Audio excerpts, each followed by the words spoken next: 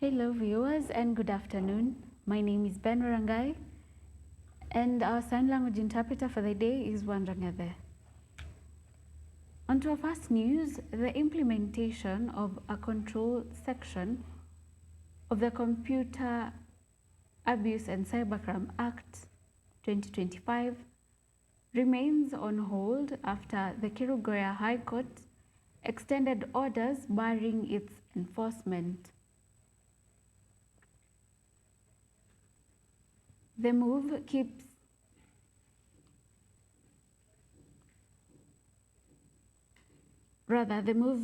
a freeze on provisions within the recently enacted legislation that have faced significant pushback from civil society and activists who argue they are unclear and could be used to curb digital freedoms and freedom of expression.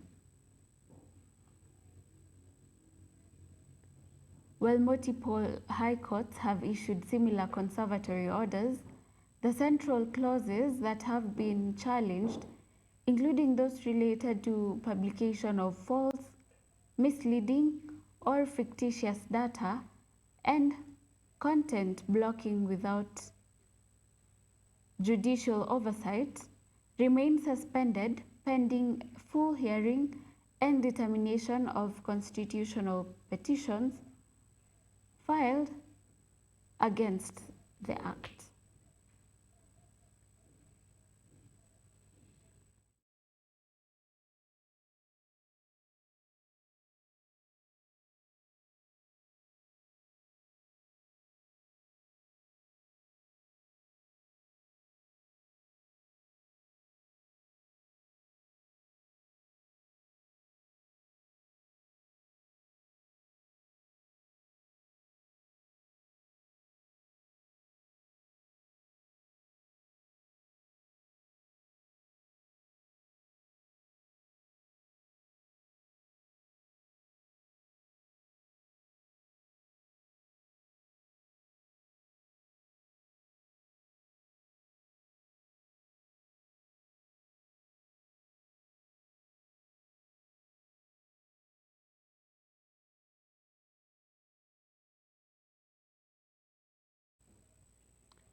On to our next news. President William Ruto on Monday launched the construction of a landmark worth $800 million, that is 100 billion Kenya shillings, green ammonia fertilizer plant in Olkaria, Nakuru County.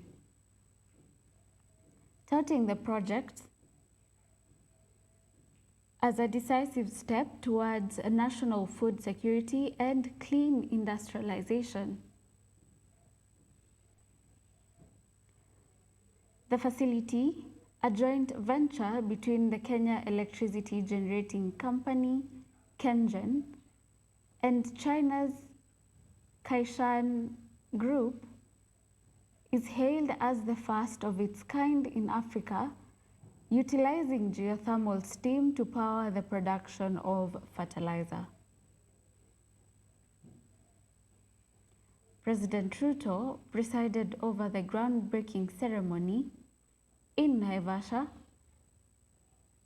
emphasizing the strategic importance of the project in shielding Kenyan farmers from global price volatility. We often speak in megawatts. Today we speak outcomes. More food on the table, stronger rural livelihoods, and opportunity for our youth in precision manufacturing and green technology. This project also opens the door to the brighter future of the green industrialization.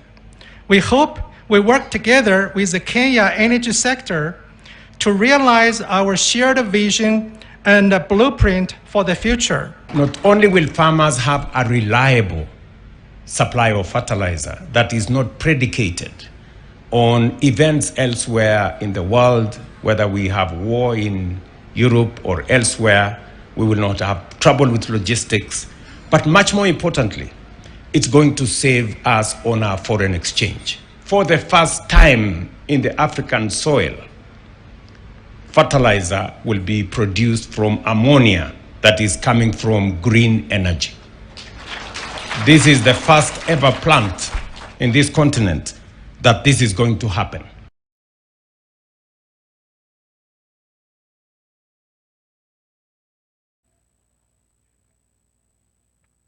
On to our next news. The united opposition has issued a strong warning to President William Ruto, cautioning him against dismissing them as quote-unquote unworthy competitors ahead of the 2027 general election. This rebuke follows the president's recent remarks suggesting that the late former Prime Minister Raila Odinga was his only disturbing challenger.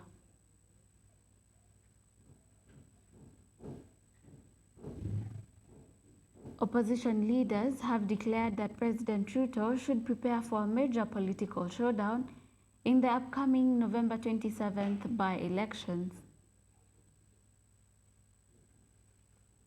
They have vowed to decisively defeat both the ruling United Democratic Alliance UDA and Orange Democratic Movement ODM candidates across all contested constituencies. We have been saying one term, but one term is not possible if we are not one team. Through these by-elections, we'll show that we are one team and will truly make William Ruto a one-term president. Ndakwa hoye. Mumeamua kabisa ni yeye. Mumesema alete maji. Alete barabara. Alete stima. Aunganishe wa Malava bila kuchakua chama. Of course, we have candidates in Kasipul, Kabondo, and Unguja. In fact, Wiper as a very strong candidate in Unguja. But we didn't, my friends here did not suggest candidates. I have heard William Ruto bragging that with the demise of Raila Odinga, he has no opponent. I would like just to inform him that we are not his opponents. His opponents are the people of Kenya. Sasa huyu jamaa ambaye anasimama hapa ameenda kushirikiana na wale ambao wamemtusi baba, wamemdharau baba, hata wakati baba amekufa bado walimtusi kwa kifo. Wale wanaosema Wagiriama ni wachache hawafai kuwa kwa serikali, leo anatafuta aweke mbunge Magarini kwa watu wachache tena.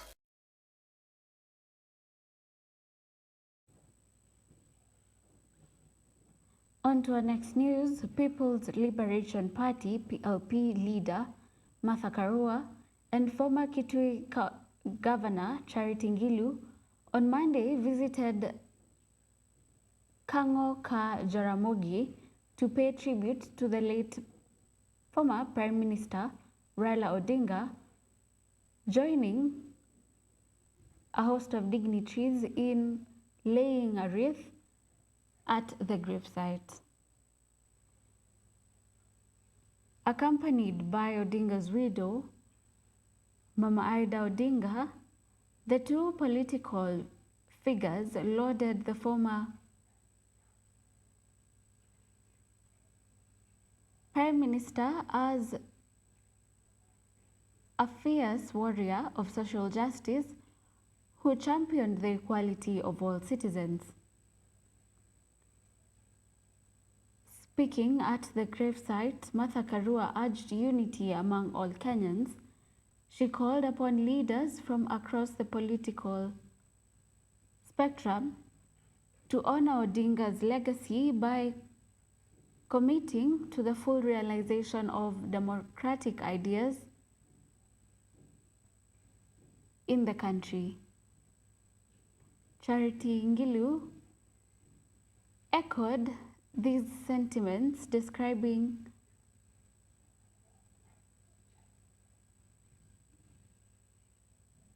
Odinga as a significant mentor. Because of the things that he believed in, and so strongly indeed that we needed to have a better Kenya than the Kenya we are having today. And that is what he lived for. I want to pray that all of us who have been left, we do not drop the guard. We continue to live what he wanted us to do, the foundation that he laid of ensuring justice, fairness, and equity in our country. As a nation, let us not squander this moment. Let us unite for one cause, the cause he lived for, fighting for a better Kenya.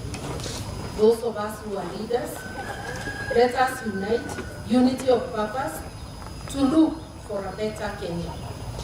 And let us be sincere about it. It's not just about talking about a better Kenya, it's about actions that contribute to making a better Kenya.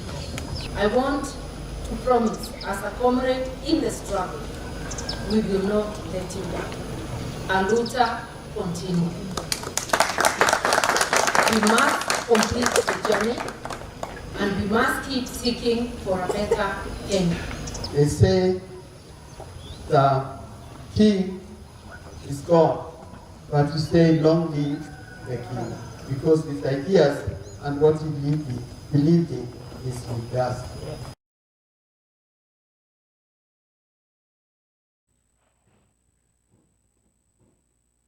A concentrated campaign to eradicate female genital mutilation (FGM) is picking up pace in Migori County, with a unified front of leaders, activists, and governmental bodies mobilizing to combat the harmful practice, particularly in the Kuria region.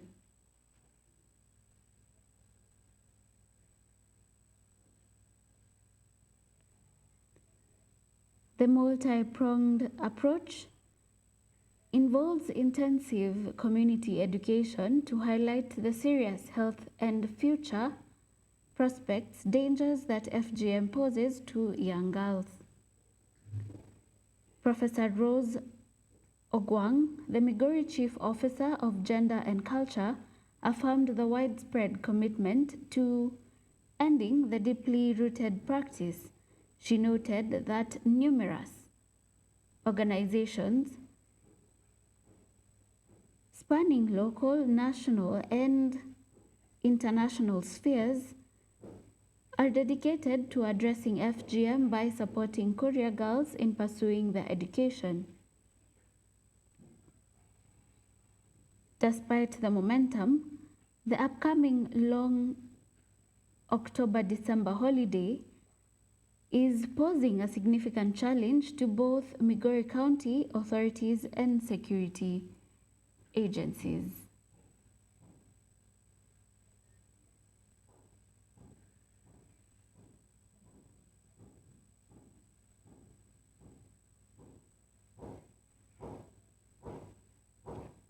Moving on, President Samia Suluhu Hassan is facing intense criticism, both domestically and internationally, following a disputed election and subsequent deadly protests across Tanzania.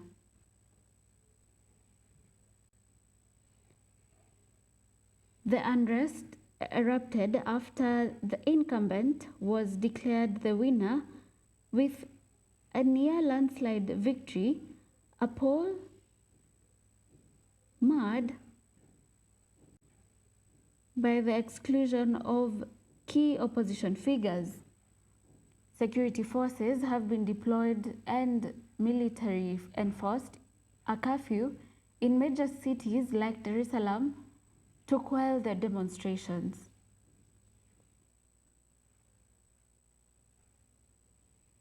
There are widely varying reports regarding the casualties from the clashes between security agencies and protesters.